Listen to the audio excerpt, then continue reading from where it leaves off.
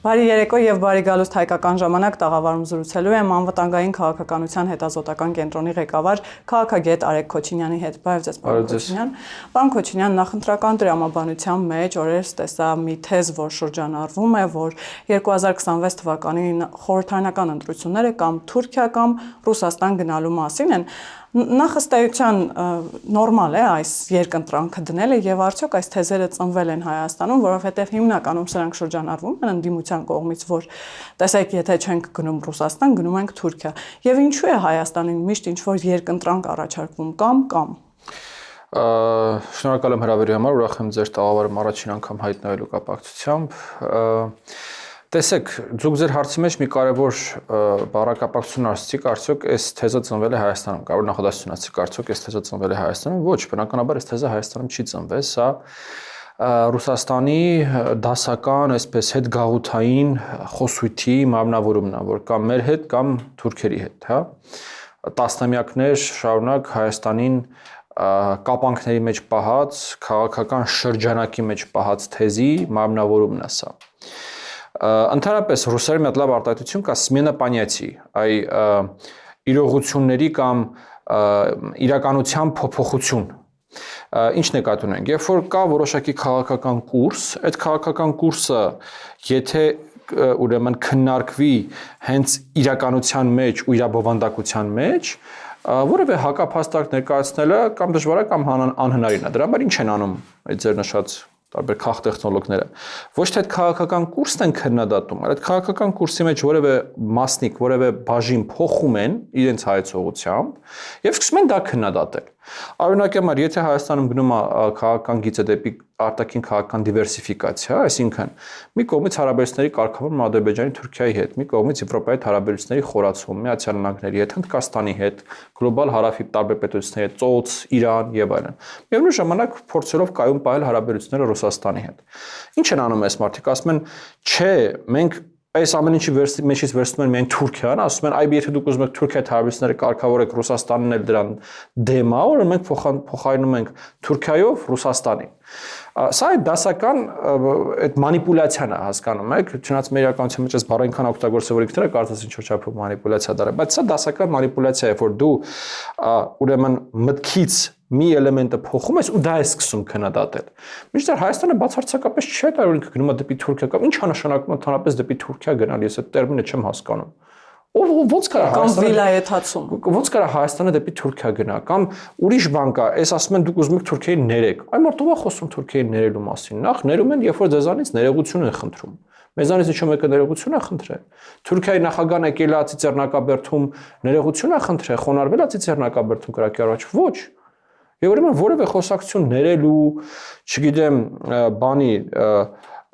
հաշտեցման մասին չի գնում։ Խոսքը գնում է Հայաստանի Հանրապետության եւ Թուրքիայի Հանրապետության միջև հարաբերությունների կարգավորում, դիվանագիտական հարաբերությունների հաստատում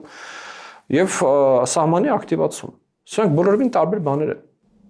Պարոն Քոչինյան, ընդդիմության կողմից, ընդդիմադիր падգամավորների կողմից նաև վերջին շրջանում շատ է խոսվում այն մասին, որ այ դուք իշխանությանն են մեղադրում, որ մեզանից գողանում եք մեր ինքնությունը, ինքնության համար, հայ ինքնության համար պարտադիր է որևէ մեկին ատել եւ որևէ մեկին, այսպես ասած, ընկալել որպես փրկիչ, այսինքն այս ատելու եւ փրկիչ փնտրելու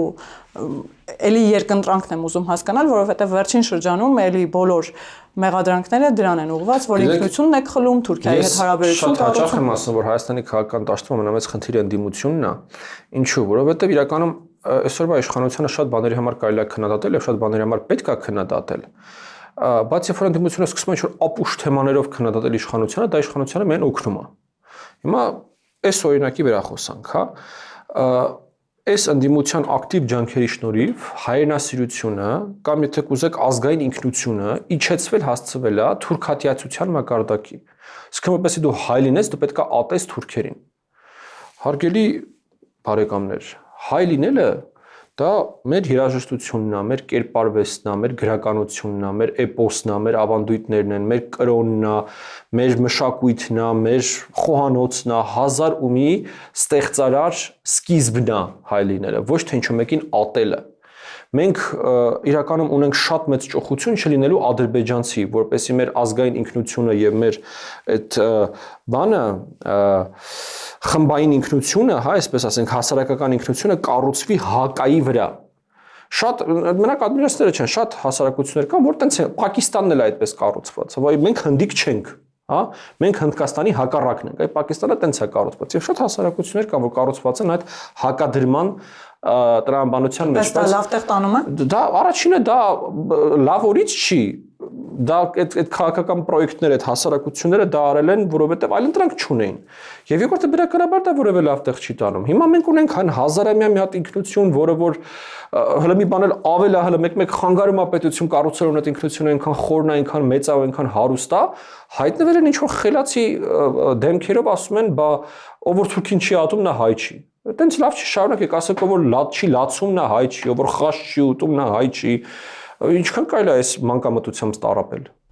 Եվ պարոն Քոչինյան, Գալոզինն էլ հայտարարել, որ Մոսկվան շատ գոհ է Թուրքիայի եւ Հայաստանի հարաբերությունների ինտենսիվացումից եւ նաեւ բանակցությունների ինտենսիվացումից եւ նշել էր, որ այդ հարաբերությունները սկսել են զարգանալ 2022 թվականին Մոսկվայում եւ տողատակում կրկին հարթակ էր առաջարկել, որ Մոսկվան այսօր էլ պատրաստ է երկու կողմերին ընդունել։ Ըստ հիմա հարթակ եւ կամ միջնորդ կողմ պետք են Հայաստանին եւ Թուրքիային հարաբերություններ կառուցելու եւ կամ կարգավորումների գնալու առումով։ Ոչ հարթակ է պետք, ոչ է միջնորդ է պետք, այս անգամ եթե հարթակ կամ միջնորդ պետք է, դա միանշանակ չպետք է լինի Ռուսաստանը, եւ ես սա ասում եմ ոչ թե ինչ որ,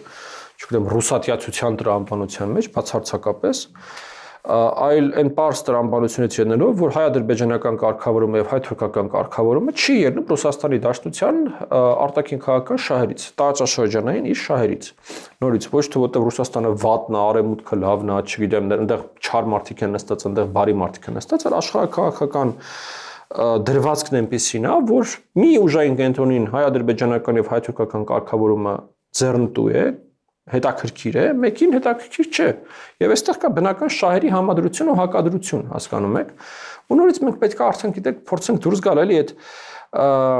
սև արտաքին քաղաքականությունը սև սպիտակ տեսնելու տրամաբանությունից։ Եթե մենք օրինակի համար առաջիկայում տեսնենք ինչ-ինչ հնարավորություններ, որ Ռուսաստանի հետ Հայաստանի շահերը համընկնում են ինչ-ինչ հարցերի շուրջ, ես առաջինն եմ լինելու, որ ասել եմ, մենք պետք է աշխատենք Ռուսաստանի հետ այդ հարցերում։ Այս պայմանությամբ մեր բոլոր խնդիրները, որոնք որ մենք մեր առջև դրել ենք, մեր արտաքին կախվածությունների նվազեցում, մեր արևելյան եւ արևմտյան հարևանների հետ հարաբերությունների կարգավորում չեն ելնում Ռուսաստանի շահերից եւ դա պատճառը, որ որոշակի բան է գնում, հերացում է գնում եւ պաշտոնական Երևանի եւ պաշտոնական Մոսկվայի միջեւ։ Բայց նույնիսկ եմ կրկնում, օրինակի համար, եթե հյուսիս-հարավ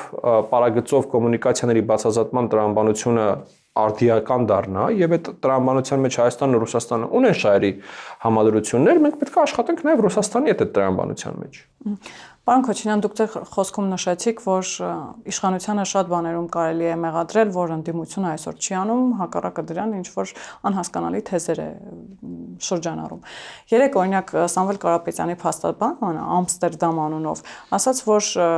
Եվրամիությունը դիմելու այն փաստով, որ Հայաստանում շատ են քաղբանտարկյալներ, այդ թվում Սամվել Կարապետյանը եւ պահանջելու են Կարապետյանին ազատ արձակել, այնքան ժամանակ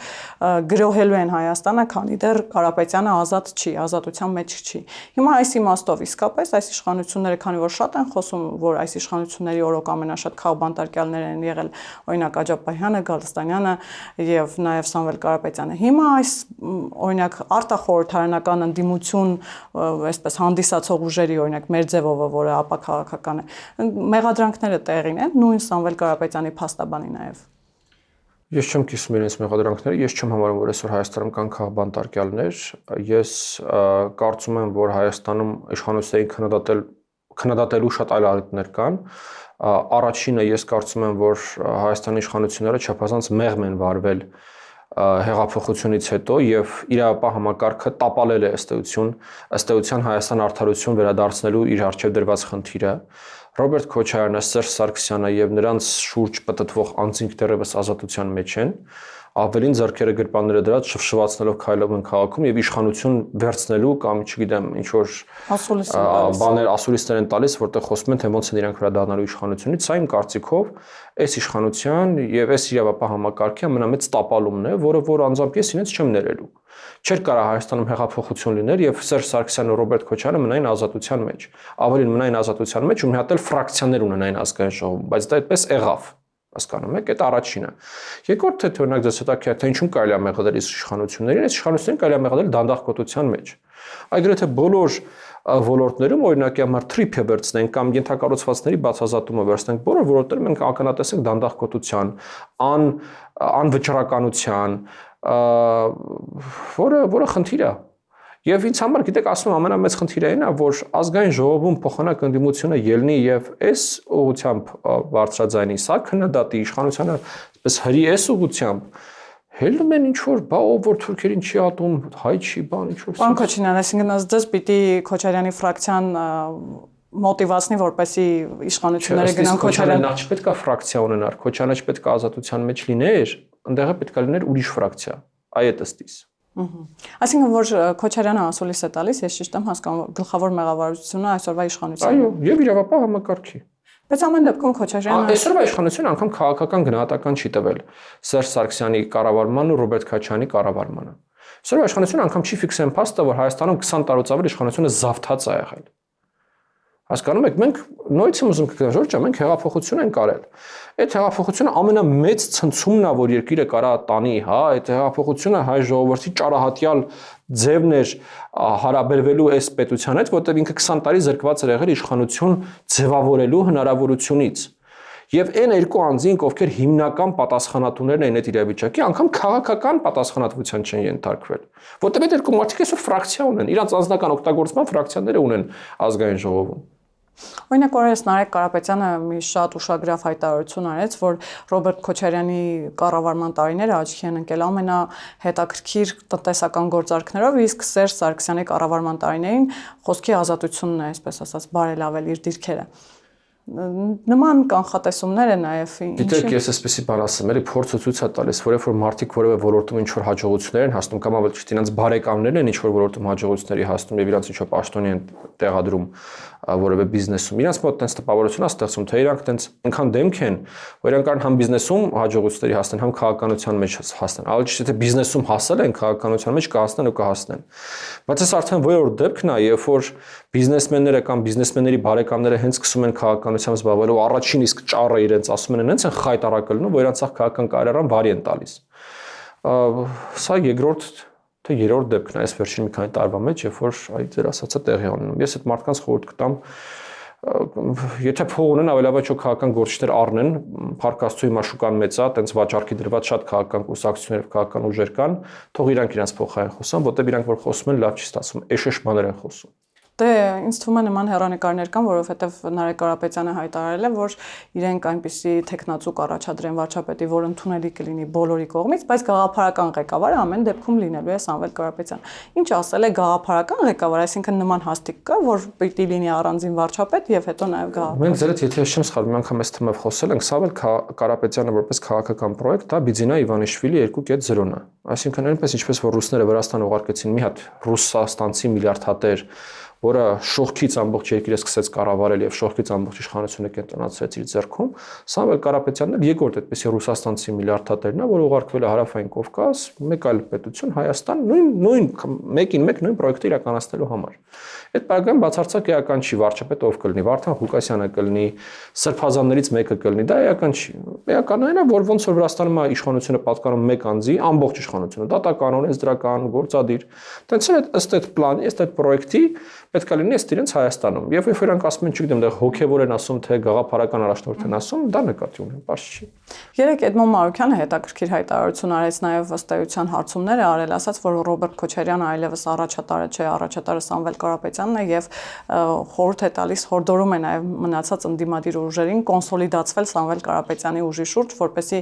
իրենց միասնական նպատակը այն է Գյումրու սցենարով 2026 թվականին հնարավորություն ունենան այս իշխանություններին հեռացնել։ Դուք այս սցենարը հավանական համարում եք նախ ընդհանուր առմամբ այս հարցումները, որի մասին օրինակ խոսում է Ռոբերտ Քոչարյանը, օրինակ ըստ Ռոբերտ Քոչարյանի առաջատարը իր ուժն է, հետո Սամվել Կարապետյանի, Մարուքյանն ասում է, որ հակառակն է, Կարապետյանն է առաջատար։ Ինչ հարցումներ են իրանք արել, որ իրանք մենակ տեղյակ։ Իրանք են մենակ տեղյակ, որ տենց իրար մեջ չեն կարող կիսեն առաջ տեղը։ Այդ առաջինն է, երկրորդը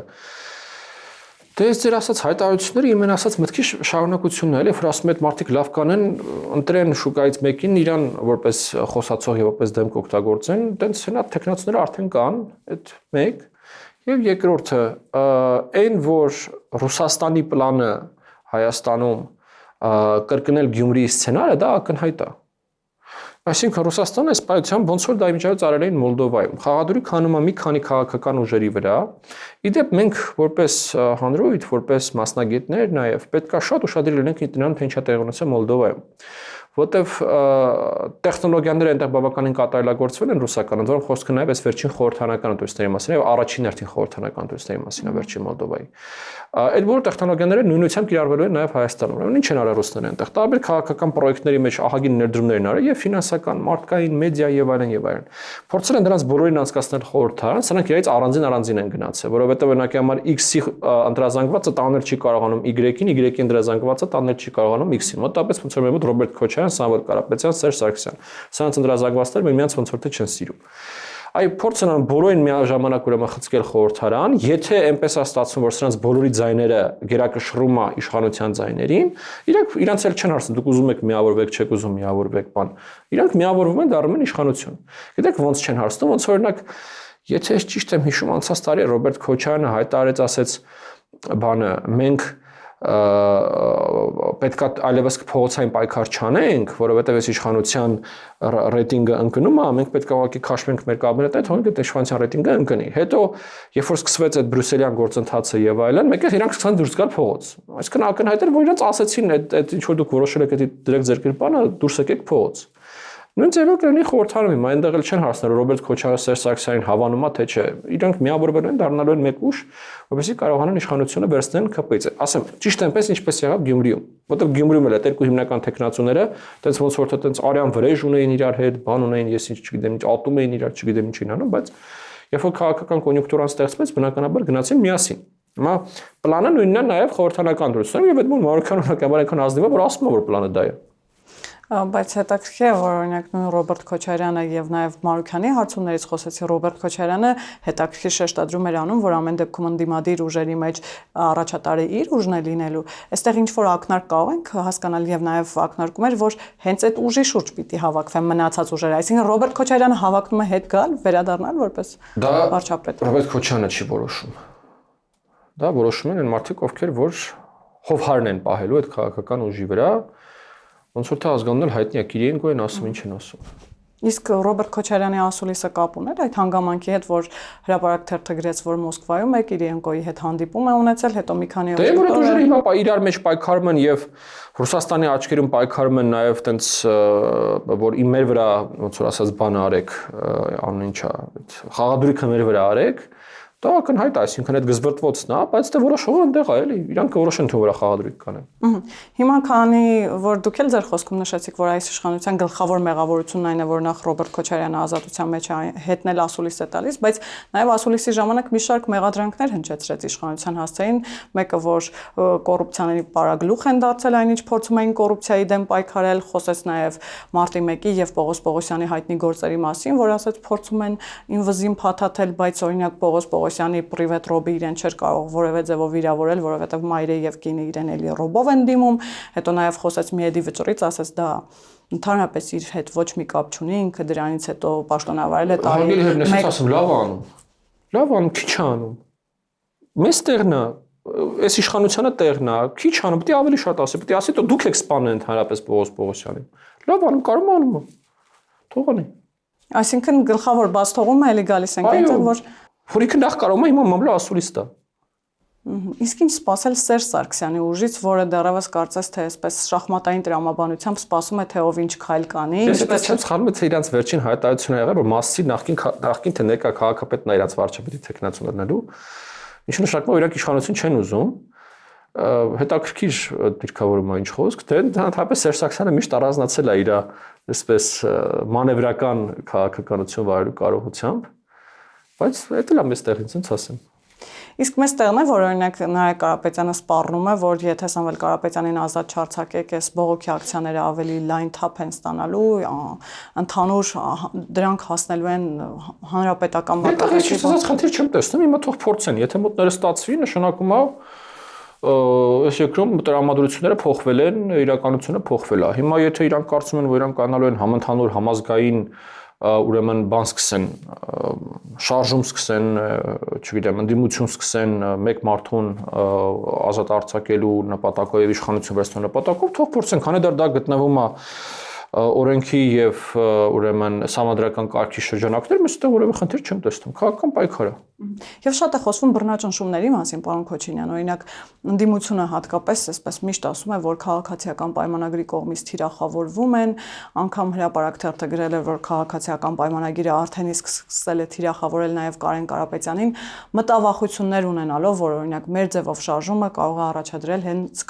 Կարապետյանի տեխնացությունը, այնինչ քաղաքացիական պայմանագրից դեռևս ոչ մի անդրադարձ Կարեն Կարապետյանին եւ հնարավոր հավանական տեխնացուին չի եղել։ Ինչի մասին են այս մեղադրանքները, որոնք երբեմն արեստացին են, այսինքն որ քաղաքացիական պայմանագիրը ճնշում է, իրենք բռնաճնշված են։ Դա է նորմալ, որովհետեւ նախընտրական տրամաբանություն այլևս Հայաստանում սկսվել եւ այլևս ամեն ինչ վերաբերվում է եւ վերաբերվելու է 2026 թվականի հունիսյան ընտրություններին եւ այդ քաղաքական ուժերի փոխհրաձգությունները միմյանց բոլոր մահացու մեղքերի մեջ մեղադրելը, ասելը բան այդ ազգային ժողովի հայտնի խոսույթը այդ գողփիսո քաչալ շուն, չգիտեմ, դավաճան, մարդասպան։ Այդ ամեն ինչը երկը շարունակվելու է, այս ամեն ինչի մեջ ցավալին էնա, որ այս ամբողջ խոսակցության մեջ հայ ժողովուրդը չկա եւ հայ ժողովրդի կենսական հետաքրքրություններն ու շահերը չկա ստեղծարար բանավեճ, հասկանում եք, չկա ստեղծարար խոսակցություն։ Ամբողջ խոսակցությունը կամ անցյալի մասին է, կամ միմյանց սվացնելու եւ միմյանց մեղքերի մասին է։ Ես օրինակ շատ կուզեի, որպեսզի Հայաստանում ընդդիմության եւ իշխանության խոսույթը, խոսակցությունը, բանավեճը լիներ կոնկրետ քաղաքական պրոյեկտների, Հայաստանի արժեվ ծառացած կոնկրետ սպառնալիքների եւ այդ սպառնալիքները հանգուցալուծելու մասին։ Այդ սպառնալիքներն ու այդ խնդիրները քիչ չեն, էլի, մեղմ ասած քիչ չեն։ Ինչպիսի ռեֆորմների օրակարգ ունեն այդ կուսակցությունները, այ ինչն են փոխելու։ Մեր արժեվ կանգնած են հսկայական ռեֆորմներ պահանջող հարցեր, չգիտեմ, լեզվի եւ եկեղեցի պետություն հարաբերություններից սկսված մինչեւ տնտեսական կյանք, զինված ուժեր, կրթություն եւ այլն, այսինքն բոլոր ոլորտներում մենք ունենք հսկայական ռեֆորմների կարիք, բայց այդ ամեն ինչի մասին չի խոսվում։ Խոսվում է թե ով ումա ոնց բռնաճնշում, ով ոնց է դրան արձագանքում եւ այդ հիմար խոսակցությունները։ Միով բանիվ երևի թե մեզ այս պայծությամբ ամենամեծ բանը որ պակասում է դա ժողովրդավարական ընդդիմությունն է։ Այ այն ինչ որ ինչու չկա, ինչու չի ձևավորվում այդ առողջության տեղի ունեցավ Վրաստանում, երբ որ Սաակաշվիլին ուրեմն տարիներ շարունակ Վրաստանը կառավարում էր, իրեն այլընտրանք որևէ ժողովրդավարական ուժ այդ երկրում չձևավորվեց։ Չի ձևավորվում այս պայծությամբ դա Հայաստանում մի քանի պատճառներ կան դրա։ Առաջինը չի եղել դեկապիտալիզացիա, ուրեմն այն կուսակցությունների, որոնք որ իրենց ունեցվածք, իրենց հարստությունը ձևավորել են հանցավոր ճանապարհներով։ Օրինակ իմ կարծիքով հանրապետական կուսակցության եւ դաշնակցություն կուսակցության այդ հսկայական ունեցվածքները, որոնք որ իրանք ունեն, մեծ հարցականներ կան այդտեղ, թե այդ ունեցվածքները ոնց են առաջացել եւ ոնց են այդտեղ տեղավորվել։ Մեկ այլ խնդիր է այն, որ մինչեւ այսօր Հայաստանում կան մուլտիմիլիոնատեր քաղաքական գործիչներ, որը պրոբլեմատիկ է նման փոքր երկրի համար։ Եվ վերջապես երրորդ խնդիրը Հայաստանում չի ձևավորվում այն մշակույթը, որը որ կա օրինակ համար արևմտյան ժողովրդավարական պետություններում, երբ որ բիզնեսները, ինչու ոչ քաղաքացիները պատրաստակամություն են հայտնում եւ անում են իրենց հաճելի, իրենց գաղափարակից կուսակցական ուժերի ֆինանսավորում։ Դա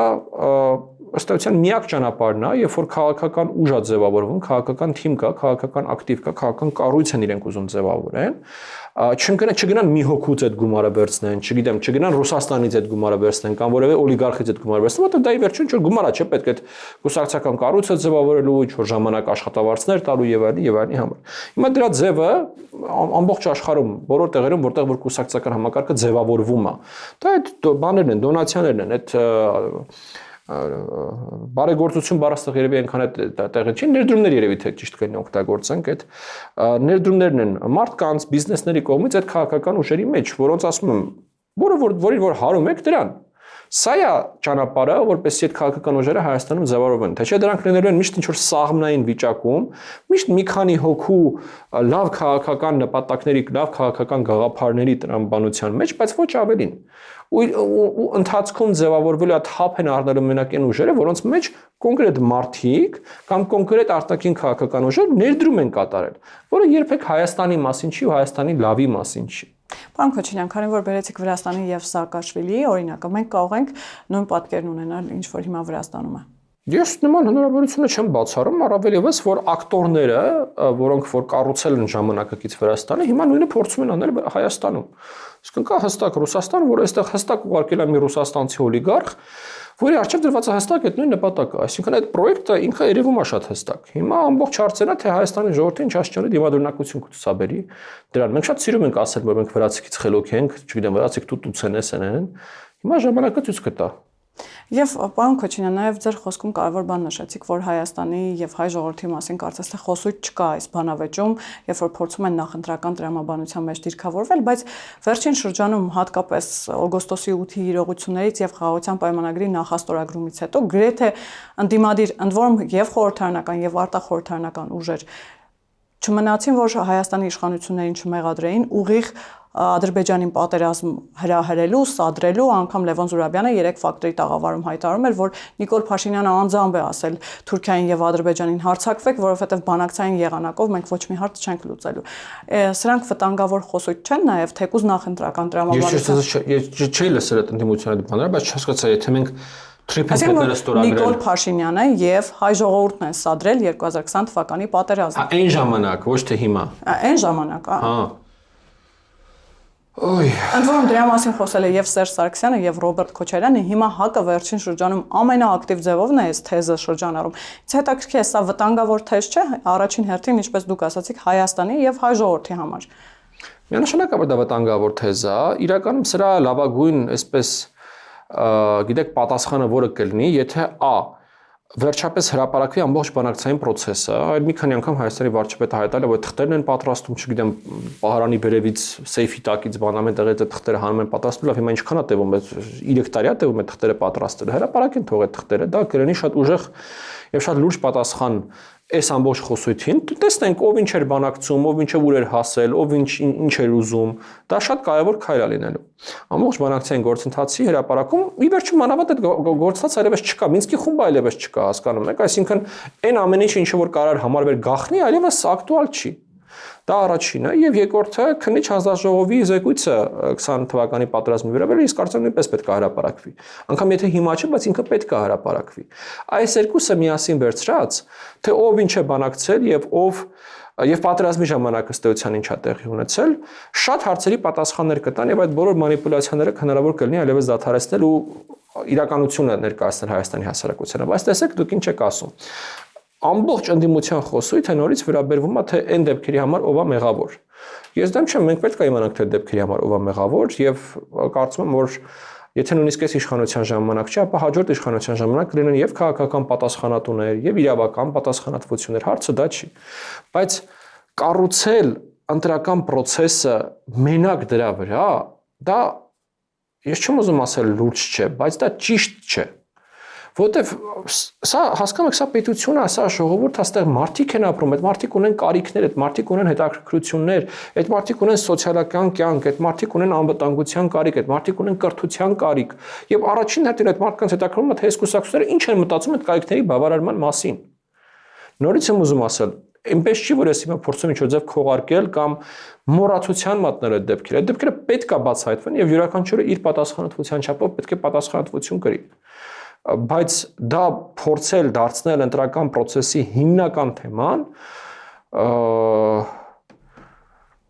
ինձ թվում է մի քիչ թերագնահատել է այս ժողովրդի ինտելեկտուալ կարողությունները։ Իսկ Արցախի վերադարձը, որ էլի պարբերաբար շահարկվում է, վերջերս Սերժ Սարգսյանը էլի հայտարարեց, որ ի տարբերություն այս իշխանությունների եւ իր ուժի համար Արցախի էջը դեռևս փակված չէ։ Այս շահարկումները կրկին իրատեսության ժանրից են, չեն կարողանում հաշտվել Արցախի կորստի հետ, թե էլի մանիպուլատիվ են։ Ձեր հարցադրման եւ թե լավագույն պատասխանը դաշնակցության հրապարակած երկու նյութնավոր առաջինում գրել էին Արցախի վերադարձ, հետո խմբագրել են գրել են Արցախ վերադարձ։ Այդ մի հատ ին Դեստոցիոնը մի հատ իով դաշնակցությունը հրաժարվել է Արցախի վերադարձից։ Հիմա դե թող գրան ասեն տենց է, թե տենց չի։ Այդ մասով։ Հիմա ինչ վերաբերում է իրականությանը եւ չիրականությանը։ Գիտեք, ես կարծում եմ այս պայծությամբ մենք խնդիր ունենք կենտրոնանալու Հայաստանի Հանրապետության վրա, Հայաստանի Հանրապետության կենսունակության վրա, հարատևության վրա, ինքնիշխանության վրա եւ կարողությունների ավելացման վրա։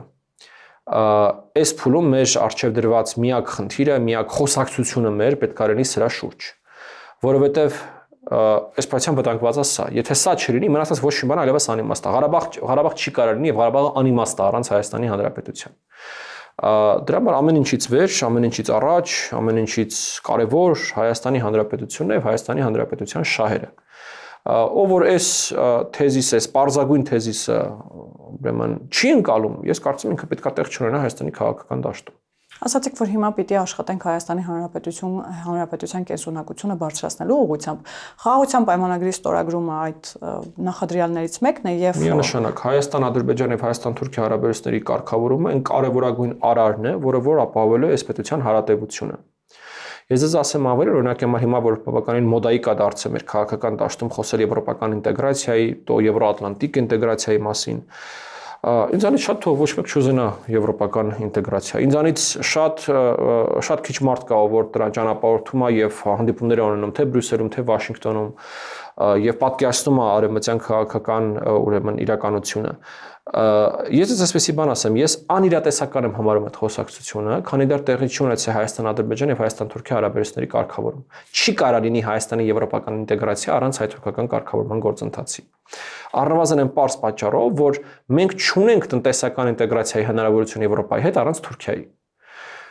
Վրաստանով ճանապարհը բավարար չի, մեղմ ասած, թե քաղաքական պատճառներով, այն ամեն ինչի որ հիմա տեղի ունենում Եվրոպայի եւ Վրաստանի միջեւ։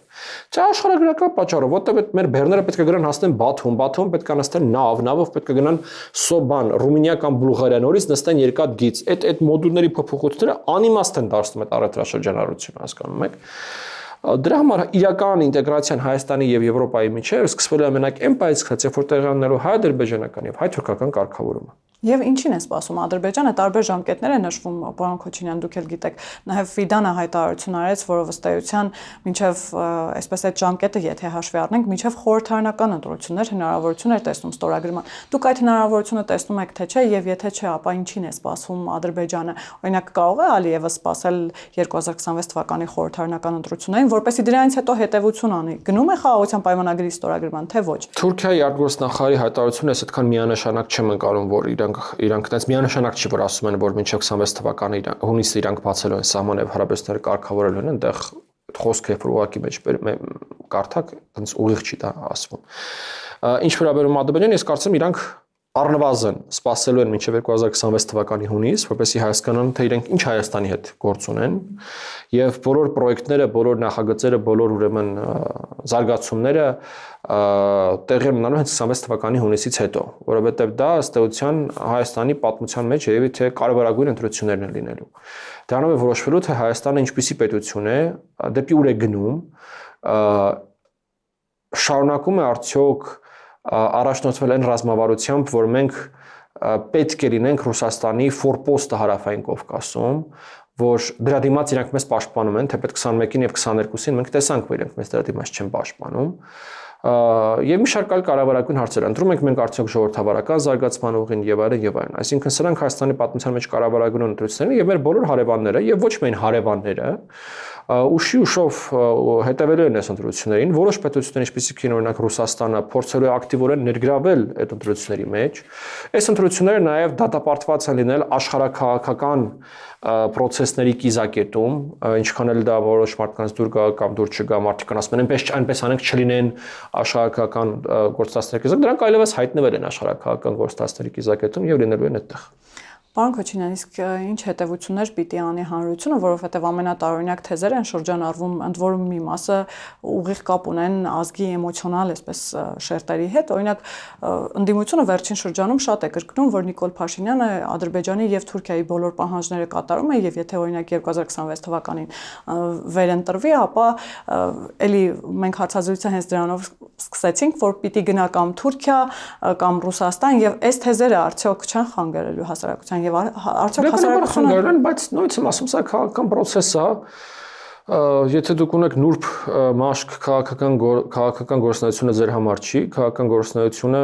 Վանոս Սյադեղյանը մեծ լավ խոսք ունի, ասում է քնքշություն ակնկալեք ձեր սիրուհիներից, ոչ թե քաղաքական գործիչներից, նորմալ է իրար հարվածում են։